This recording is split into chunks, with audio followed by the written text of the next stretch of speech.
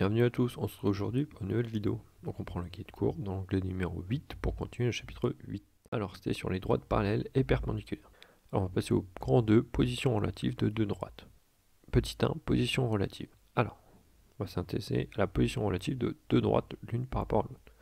Donc il y a deux cas, quand on est dans le plan à plat en 2D. Soit elles sont séquentes, on a donné la définition précédemment, c'est deux droites qui se croisent en un point qu'on appelle le point d'intersection, soit elles sont pas séquentes, dans ce cas-là elles sont parallèles. On voit bien que le mot qui est en face de parallèle c'est séquente.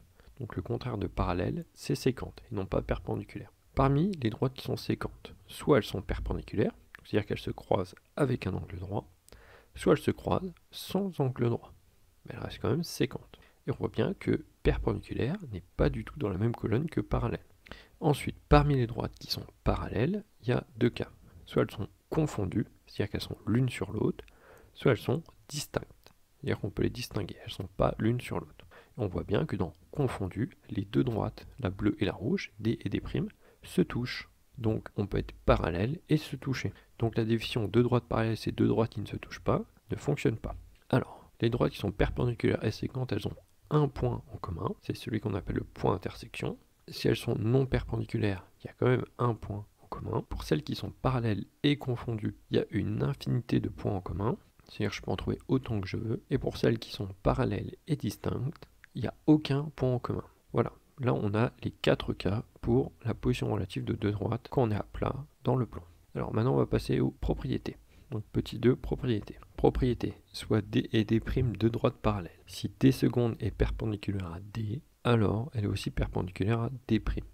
Donc là, ici, on a la même formulation mais avec des symboles mathématiques. Si D et D' sont parallèles et qu'on a D seconde qui est perpendiculaire à D, alors D seconde est perpendiculaire à D'.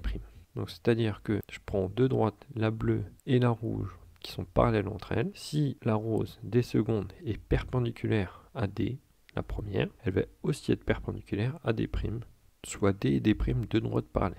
Si D seconde est parallèle à D, alors elle est aussi parallèle à D'. Donc je prends D et D', deux droites parallèles. Si D seconde est aussi parallèle à D, donc c'est-à-dire que les deux D' et D seconde sont toutes les deux parallèles à D, alors elles sont aussi parallèles entre elles. La rouge est parallèle à la bleue, la rose est parallèle à la bleue, donc du coup la rouge et la rose sont aussi parallèles entre elles. Soit D, D' et D seconde, trois droites. Si D' est perpendiculaire à D et D seconde est perpendiculaire à D, c'est-à-dire qu'elles sont toutes les deux perpendiculaires à D, alors D seconde est parallèle à D'. En notation, si D' est perpendiculaire à D et qu'on a aussi D seconde qui est perpendiculaire à D, alors je peux dire que D seconde et D' sont parallèles entre elles. D' est perpendiculaire à D, D seconde est perpendiculaire à D, du coup D' et D seconde sont toutes les deux parallèles entre elles. Voilà, c'est tout pour aujourd'hui. Donc on relit bien l'organigramme, on lit bien les trois propriétés, on les apprend. Si tu as du mal, tu peux revoir la vidéo et on se voit une prochaine fois pour une prochaine séance. Au revoir.